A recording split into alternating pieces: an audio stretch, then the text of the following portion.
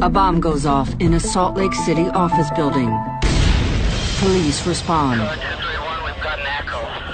30, let's notify. They took us into the elevator and up to the 5th floor.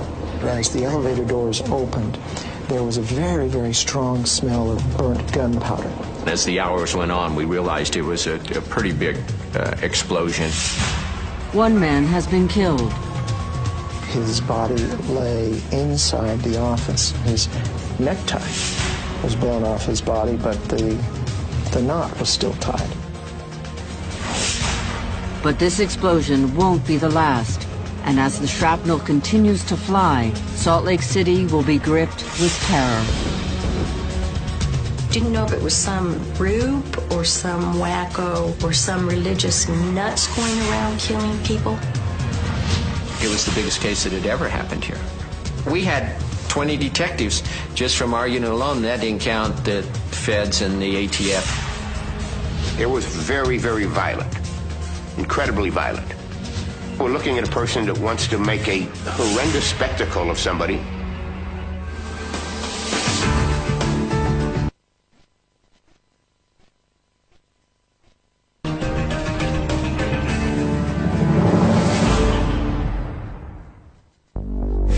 As rescuers clear debris from the bombing, the victim is identified as financial consultant Steve Christensen.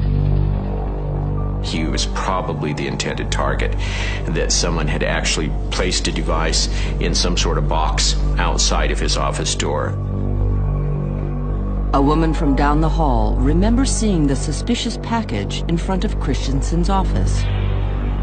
She said she had just a bad feeling because there had never been a package sitting there that early in the morning right in front of his closed door.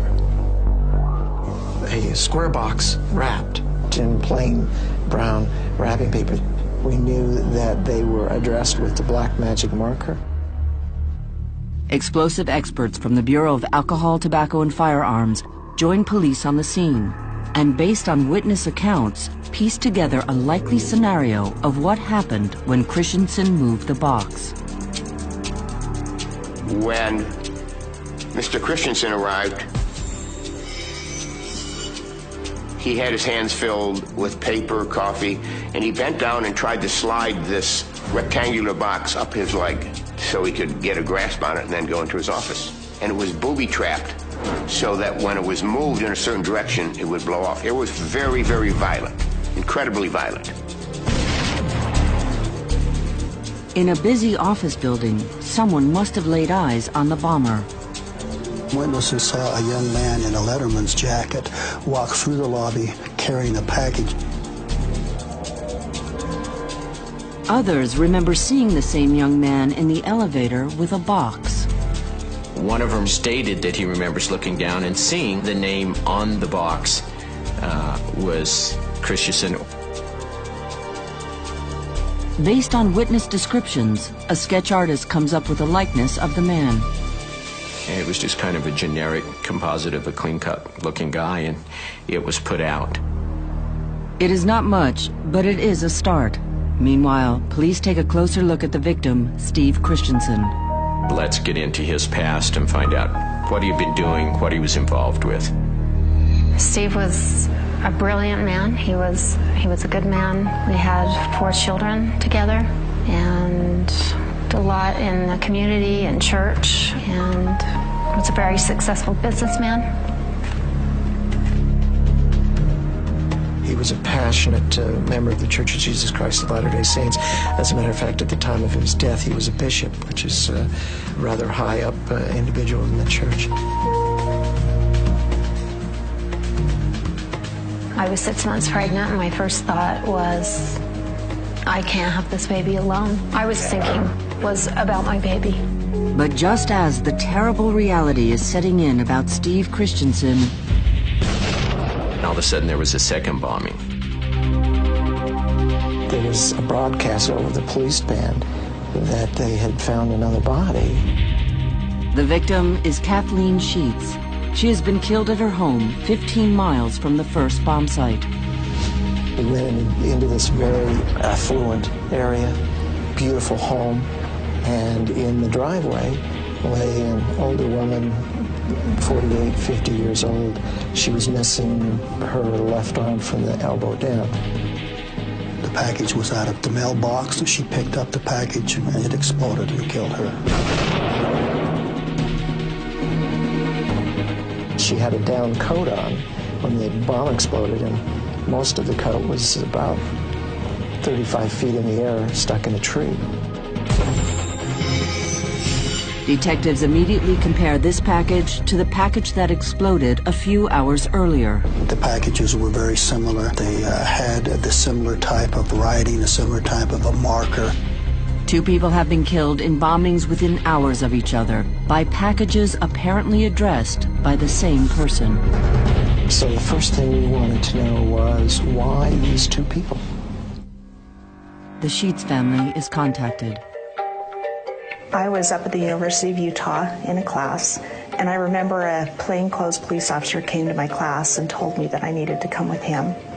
At the police station, my dad walked out of the police station and he had a devastated look on his face. It doesn't take long to find the connection between the 2 victims, Steve Christensen and Kathleen Sheets. They found out that the relationship was through Kathleen's husband, Gary Sheets, who at one time was a business partner of Steve Christensen. Dad had recruited Steve Christensen to come and work for him because he had a lot of respect for him and he was quite bright. They were in business for a number of years together. They had run a now-defunct investment firm called CFS, Coordinated Financial Services. The second package actually was addressed to Gary Sheets. Given the business relationship between Gary Sheets and Steve Christensen, Gary, not his wife, had been the bomber's target.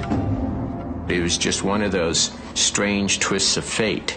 Her husband had left earlier that morning, and it was still dark. Mr. Sheets probably walked by this package or the device and didn't even see it.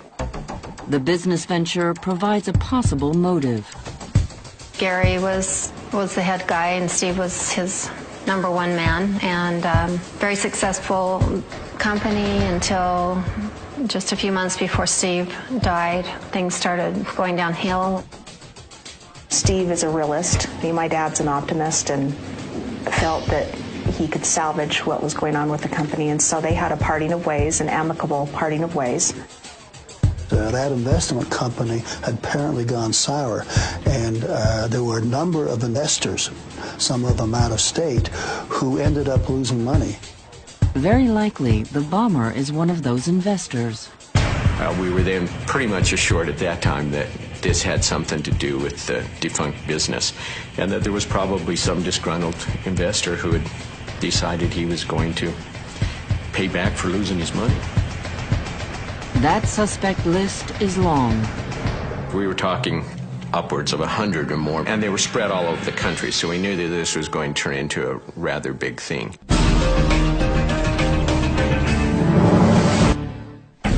As Salt Lake detectives begin pursuing the investor list, ATF officers start dissecting the remains at both bomb sites. By the end of the second bombing, we were able to identify the components used in the bombs. They included pipe parts such as a pipe nipple, end caps, nails for added fragmentation, low explosives, wiring, a DC battery, a mercury switch, and an igniter that started the explosives to burn. The bomb's matching components provide proof, if any were needed, that the 2 bombs were created by the same person. But 12 hours into the investigation, there still isn't much to go on. A clean-cut suspect in a green Letterman's jacket. 2 packages wrapped in plain brown paper. Addressed using a black marker, containing sophisticated pipe bombs. A possible revenge motive has emerged, but it doesn't help ease the tension around Salt Lake, a city not used to violent crime. There was a cloud of fear in this community, and mistrust and anxiety. I know I was afraid. I was one of a whole bunch of people who called the police. there was a premium on trying to separate these two violent acts from simple random killings.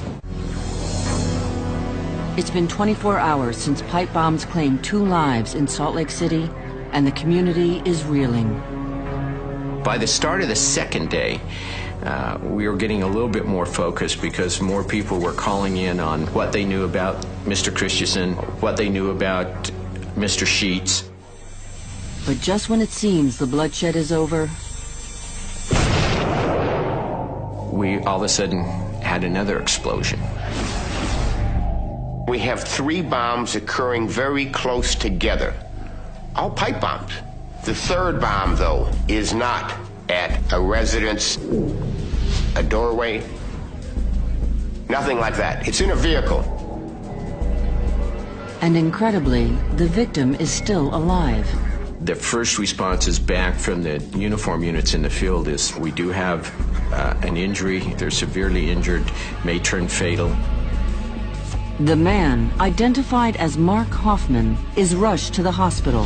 ATF agents race to the scene, anxious to compare it with the other 2 explosions. This one appears to be different. The car itself apparently blew up. Now, this one caused a big fireball inside of a vehicle. Car was hugely obliterated, and then it caught on fire. There was burned papers, there was burned clothing, all kinds of stuff in there. 3 explosions over 2 days, 2 deaths, and a critically injured 3rd victim. There were a lot of people wondering what connected those 3 bombs and why someone would want these 3 individuals dead. At first glance, victim 3 is a bit of a mystery. He doesn't have a normal job like you or I. He doesn't go to an office from 8 to 5. He doesn't get paid with a paycheck, so we wondered what he did. It turns out Hoffman is a well-known dealer of Mormon historical documents. Mark Hoffman, as a document stealer, was very respected. He was a documents dealer who was able to find things that nobody else could find. He had a great reputation. While in college, Hoffman, a devout Mormon, reported finding an old letter from Mormon prophet Joseph Smith glued into the pages of a Bible. He sold the document to the Church of Latter-day Saints and quickly became the darling of the Mormon historical community. I think it's exciting just to think that apparently this piece of paper was copied by Joseph Smith's own hand. The characters were just right from the gold plates that were right there. We found out from his associates that what he did was he worked out of his home and he would go to places, New York, Boston, Vermont, and he would come back with valuable documents, and he would sell those documents here to collectors like Brent Ashworth. I thought of Mark as someone who really had the Midas touch when it came to locating Mormon historical documents. In fact, I thought of him somewhat like a modern Joseph Smith, someone that was coming up with new revelations, new documents. And it was exciting to know Mark. He had a lot of credibility because of his dealings with church leaders. Hoffman had also branched out, dealing in non-Mormon items. A lot of his money was made through the sale of Americana documents, Abraham Lincoln's, Jack London's, Thomas Jefferson's, that type of thing. What would make that cause him to be a subject of a bomb? It didn't make any sense. There is no connection to the other victims' failed investment business, but victim number 1, Steve Christensen, and Hoffman did share something in common: their affinity for Mormon artifacts. Mark's relationship with Steve Christensen is that Steve was not a collector as such, not like me, but he had a huge library. He had a vast interest and knowledge of Mormon history.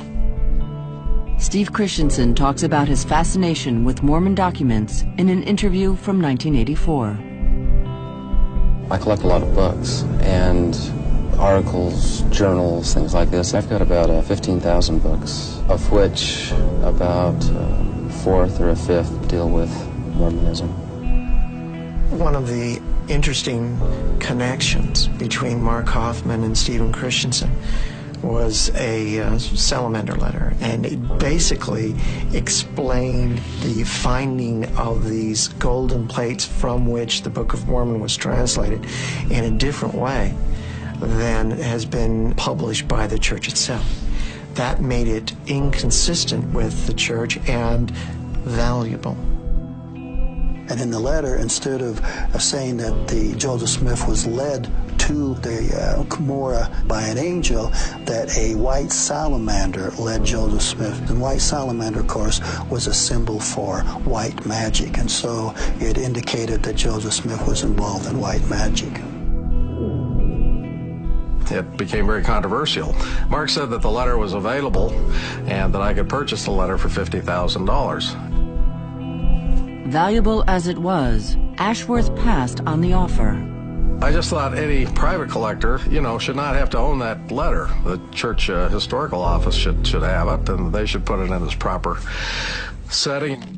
But Steve Christensen was interested, to the tune of $40,000. Stephen Christensen ended up buying that letter and then donating that letter to the Church of Jesus Christ of Latter-day Saints. It was a big thing when it was discovered, and so one of the first things that jumps out is, geez, here's this big thing. He was connected with this. Steve just loved reading about the church. He just had barely gotten into collecting a few old documents, and that's how he came in contact with Mark Hofmann. When I purchased the letter, the circumstances under which it was located were really the proprietary knowledge of Hofmann, who earned his living that way, and was not interested, nor did I push or prod for the specifics as to how the letter came about. I was impressed with the fact that it would be a significant document, though the contents of the letter are somewhat in dispute as to what they actually infer about the early origins of the church. The salamander letter had some unfavorable things in it about the church, and Steve wanted to buy it, keep it safe. A new motive is emerging. Hofmann and Christensen may have been targeted because of their connection to controversial Mormon documents. You didn't know who it was. You didn't know if it was some group or some wacko religious offshoot or some religious nuts going around killing people. But the new theory doesn't account for the Sheetz bombing. Hofmann, as far as we knew, had absolutely no contact with Gary Sheetz or his wife, knew nothing about them, had nothing to do with the failed business. What once seemed a case of disgruntled investors is now steeped in religious intrigue. It's almost an Alice in Wonderland. This case shone a light on something that's unique about Utah. Utah is Western, but Utah is also Mormon. And the trick is to figure out when it's being Western and when it's being heavily influenced by the Mormon Church. And this case brought that conflict out. Detectives struggle to reconcile the two arms of their investigation: disgruntled investors and controversial Mormon documents. A call from a moneylender offers an important new lead. I got a call that some people at First Interstate Bank wanted to set up a meeting. They had some information that they thought was important to this case. So the detective heads to the bank. I thought it was going to be a meeting with 2 or 3 people, and I walked into a room that had probably 10, 11 corporate types in there. And finally, after much whispering and discussion, they finally told me this story. They'd been approached some months before by Steve Christensen and a man who he'd never met named Mark Hofmann to collect $185,000 that First Interstate Bank was going to lend to Mark Hofmann. The loan was for Hofmann to purchase a set of Mormon documents he called the McClellan Collection, a series of writings said to be more valuable than even the salamander letter.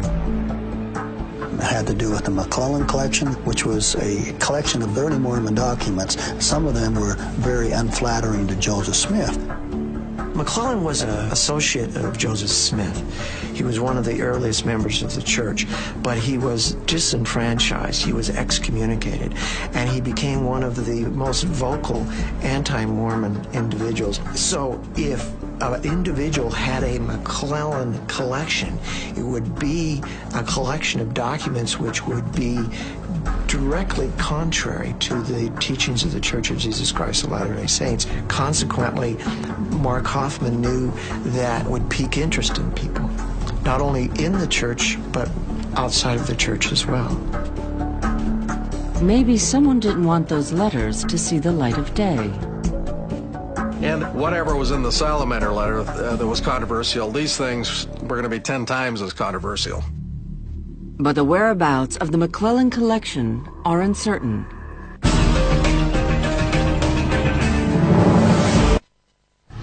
Experts sift through the remains of Mark Hofmann's car and interview Hofmann himself. As I get to the vehicle, I see the damage from the explosion is inside, and I see where it's directional, toward the floorboard, out the back, and upward. I called the hospital, and I asked for the injuries of the individual. He described the injuries and where they were on his body. Hoffman's story was he was coming back to his car, opened the car door when the bomb went off. I'd already looked at the car. I already knew how it blew up. The corresponding damage did not fit with somebody booby-trapping a car because it was inside and it was at a very peculiar angle. The car hadn't exploded, a package had. It had been sitting on the driver's seat. When Hofmann moved it, it blew up. The ATF, they asked him, "Did you touch the bomb?" And he goes, "No, I didn't even know it was in the car until I opened the door." That didn't make any sense because part of his fingers were blown off. He was literally touching the package containing the bomb when it exploded. That's when I said, guess what, you've got your guy. Period. It is clear to the experts that Hofmann is lying, that he had planted the package bomb that had exploded in his car. Witness accounts also confirm that Hofmann is lying. We had some witnesses that said, I saw him get in his car. I know he was inside of his car. I could see him moving around inside of his car. The door was closed, everything was closed. The old saw on it is bombers get bombed. They just fumble. They just fumble and then they blow themselves up. And that's not all. Hofmann bears a striking resemblance to the sketch of the suspect in the Christensen bombing. A search of his home only adds to suspicion. The first thing I found was empty bottles of alcohol. Right off, this is not a full-fledged practicing Mormon. So you start with the deceit and you always follow the lie, right? There's no bomb-making material in the house, but a telltale clue does emerge. At Hoffman's house, the police found a green Letterman's jacket. Exactly like the one worn by the suspect in the Christensen bombing. The evidence continues to mount. One of the pieces of paper we found in his house was a receipt from a local tire company for a purchase of a tire. And there was nothing particularly unique about it other than the fact that it wasn't in Mark Hofmann's name. It was in the name of Mike Hansen. But it had Mark Hofmann's address on it. So the first thing that jumps to mind is that Mark Hofmann might have been using an alias. And that might not be the only phony thing about Mark Hofmann. When we started to go through all of the things found in Hoffman's house, one of them was a little interesting book, and it was called Famous Fakes and Forgeries, in which he told how to make or how to forge historical documents.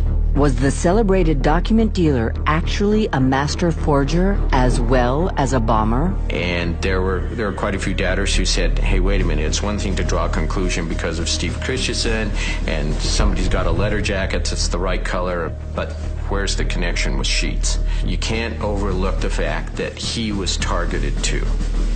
At this point, neither angle can be ruled out.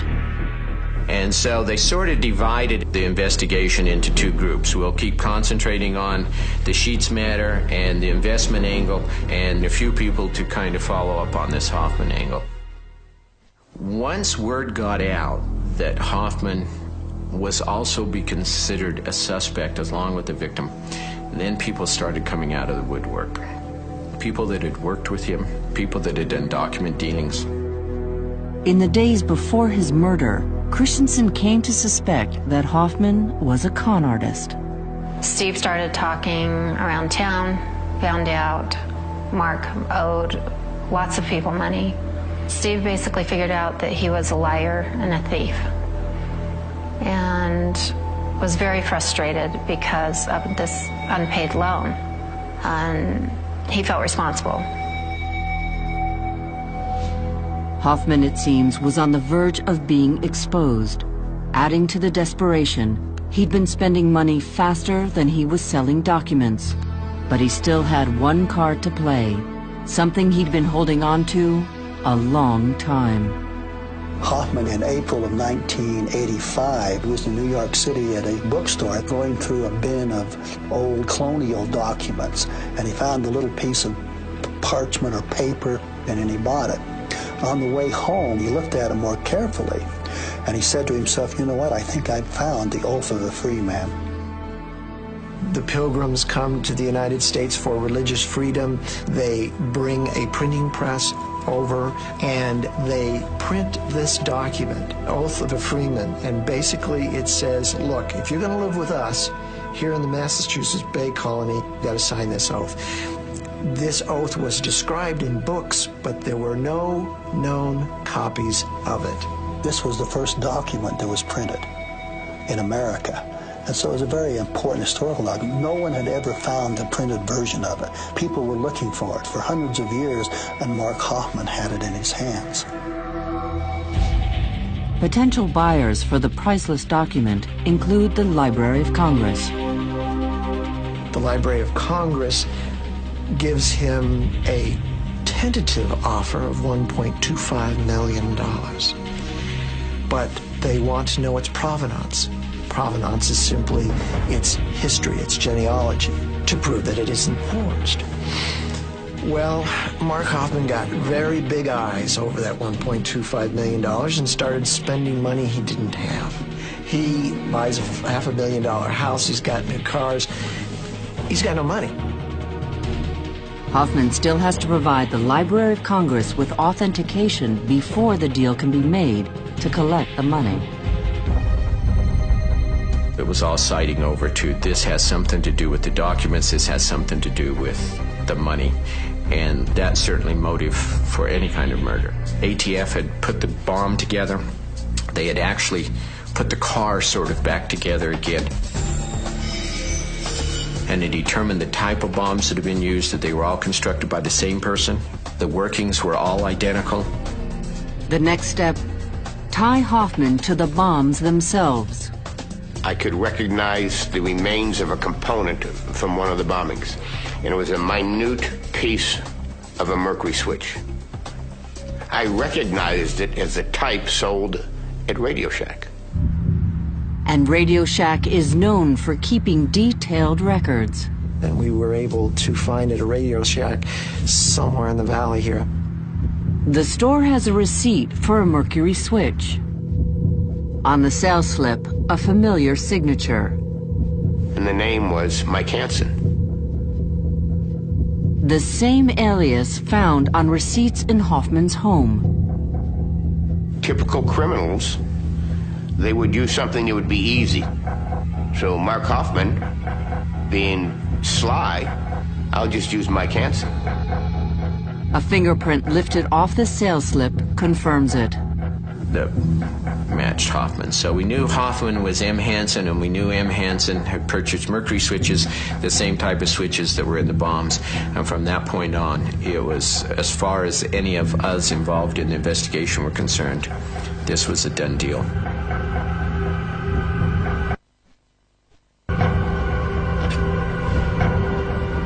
But prosecutors don't want to put this case in the hands of a jury without irrefutable proof that Hoffman is responsible for the murders of Sheets and Christensen. A lot of pressure was placed on the police. They put a lot of pressure on us, but we were investigating a very complicated situation. To be able to prove the murders, we had to prove the motive. What was the motive? We thought it was the documents. Are the documents real? Let's find out if we can prove that they're real or false. George Throckmorton, a veteran forensic document examiner, and William Flynn, a forensic document analyst, inspect several other letters sold by Mark Hoffman to the Mormon Church. I found that many of the documents had been authenticated by various organizations around the country. The FBI had authenticated some, Library of Congress, the American Antiquarian Society. And when I started out, I thought those documents were genuine. However, as Bill Flynn and myself started doing the examination, we found certain things that caused us problems. When we looked at them in an ultraviolet light source, there was usually a diagonal running that was invisible to the naked eye. It was almost as if the documents had been wetted in some way and hung up by a corner to dry. They suspect some kind of chemical was used to artificially age the inks, and it has left a strange signature. We observed in the ink itself, under magnification, there was a certain cracking on the surface of the ink. It looked like the back of an alligator. Now, the examiners need to find out if authentic papers from that time period display the same odd pattern. We needed to have access to historical documents that we knew Mark Hoffman had nothing to do with. Well, the church has the best collection of that era of historical documents. The Church of LDS allows 2 examiners into its highly guarded documents vault. I may be the only non-Mormon in history to get into that vault, which is located in the top floor of the LDS administration building. The vault was an amazing piece of technology. It had a halon fire suppressant system that would remove the oxygen from the air if there had been a fire up there. I took some of the Hoffman documents and intermingled them with documents from that time period. I would place documents under the microscope without George knowing whether they were random known documents or Hoffman documents. And it became evident at that point when George could name the Hoffman documents by the alligator cracking, we were sure we were onto something. The experts are convinced all of Hoffman's Mormon letters are forgeries, including the salamander letter.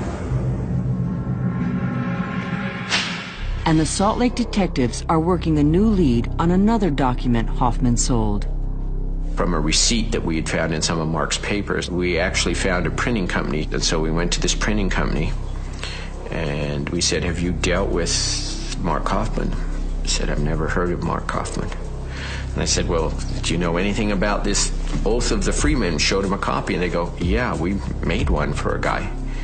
And they went back to their files and found it, and it was under the name of Mike Hansen. Investigators have already established Hoffman uses the alias Mike Hansen. We were able to compare the negative for the Oath of the Free Man at a store here in Salt Lake City, an engraving store, 2 oaths that he was in the process of selling, and determined that they were made from plates. Investigators now have concrete proof that Hoffman has been forging both printed items of American history and handwritten Mormon letters. It's a tough blow for one of Hoffman's best customers, the Church of Latter-day Saints, who had purchased several documents from him. Mark loved the money and he loved the publicity, but more than that, he wanted to change Mormon history. There was a motivation to try to hurt the church. His grandfather had been excommunicated for having extra wives, and that became a huge embarrassment to Hoffman. Events of the past month. The LDS Church held a press conference and fully admitted Mark Hoffman had in fact procured numerous documents for them, and that they had been probably one of his largest victims of fraud. These recent tragic experiences strongly reaffirm that any accurate, objective history or commentary on the Church requires an understanding of the spiritual powers attending this divine work. The case against Hoffman has just gotten even stronger. He conducted business with victim number 1, Steve Christensen. He owns a green Letterman's jacket like the one worn by the bomber.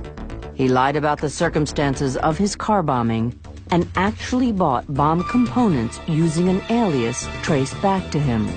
Last but not least, he's been forging historical documents for years. 4 months after the bombings, Mark Hoffman is finally arrested for murder and fraud. This was absolutely the most difficult, the most challenging case I've ever worked on. There were forgeries from New York to California. He was very prolific. Prosecutors prepare for trial. Can they match wits with the man some call the greatest forger ever caught?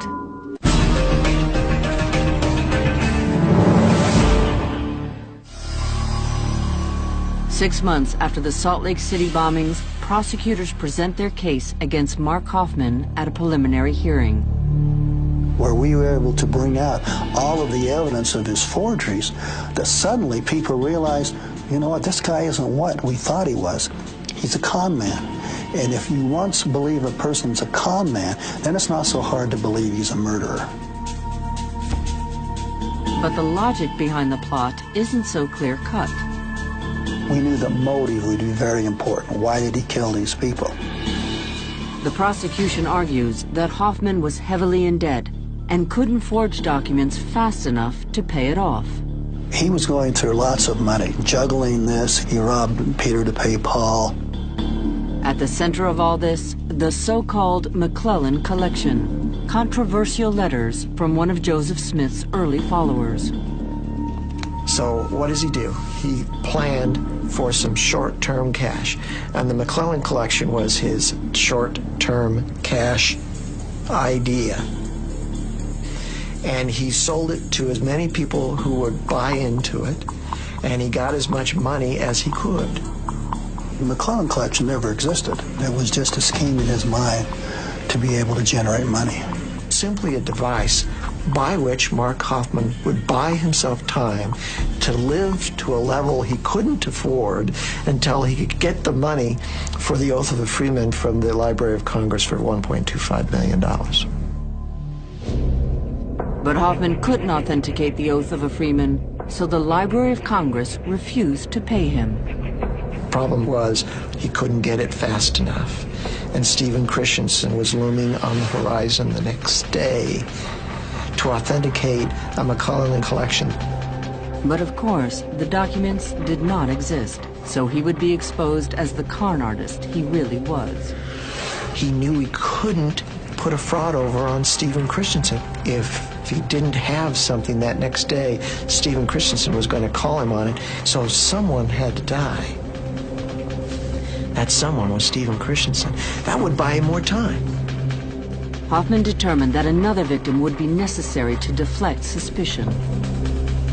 Well, Hoffman knew that the police would know that there was a connection between Mark Hoffman and Steve Christensen. But he also knew that Steve Christensen and Gary Sheets had a company which had failed, and there were a lot of people out there who were very upset with it. And so he put the second bomb at the Sheets house, knowing that the police would connect the two bombs. But nothing would go as planned. Unfortunately, poor Kathleen Sheets picked up the bomb and she was killed. To me, one of the scariest parts goes back to the cold-bloodedness of, I will just take out another person for no other reason than to throw the police off. He's a sociopath that has no feeling, no conscience. Killed Kathy just as a diversion. But Hoffman soon realized that killing Sheets was a futile effort. His diversionary secondary bomb was not going to get the heat off of him.